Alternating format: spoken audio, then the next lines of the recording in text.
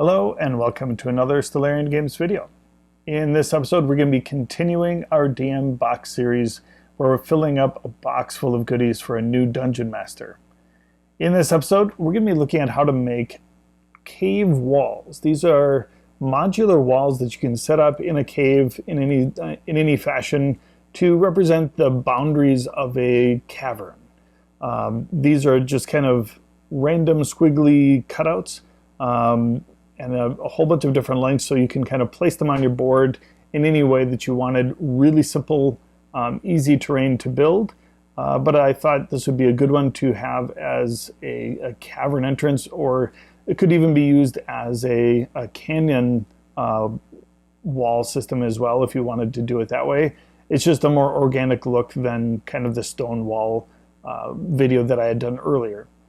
So in this video, we're going to be taking a look at how to make that, and then I think there's going to be a couple more yet in this DM box series. So let's take a look at how this is done. Okay, to start this craft, we're going to use 1-inch XPS foam. We're just marking off a length of this just so we have an easier chunk to work with when it comes to the hot wire cutter. I'm just using the hot wire cutter to freeform many of these lengths, which is why I cut it to a specific length that is a 6-inch section. So all of these walls will essentially be 6 inches long, and then some I cut a little bit shorter so that I'd have varied lengths to play with as part of the design. I added some curvature to these so that the cave walls would end up being a little bit more curved and natural looking rather than just straight tunnels. I'm using a sharp X-Acto knife and cutting in lots of lacerations along the edge of this cave wall. I'm doing it vertically, kind of at an angle all over the place, just kind of giving it a rough slice.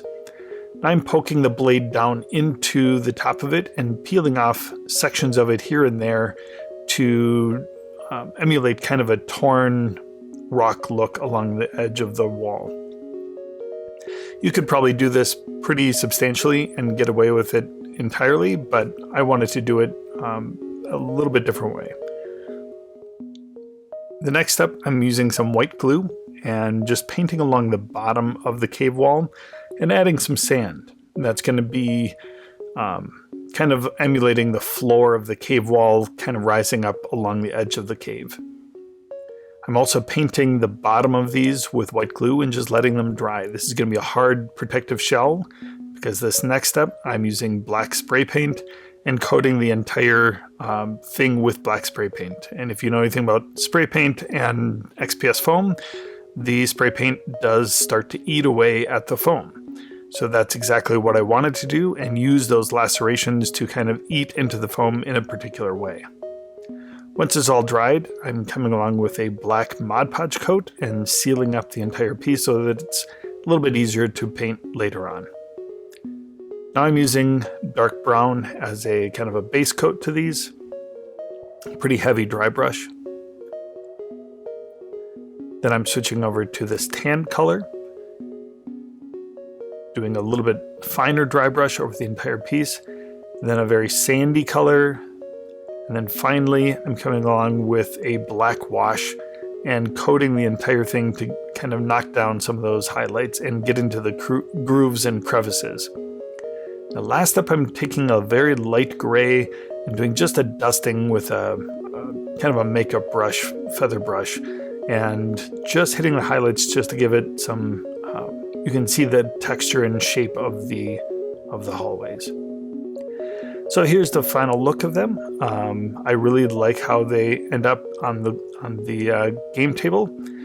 Again, you can create all sorts of different patterns with these because of the different lengths and different shapes and sizes to them.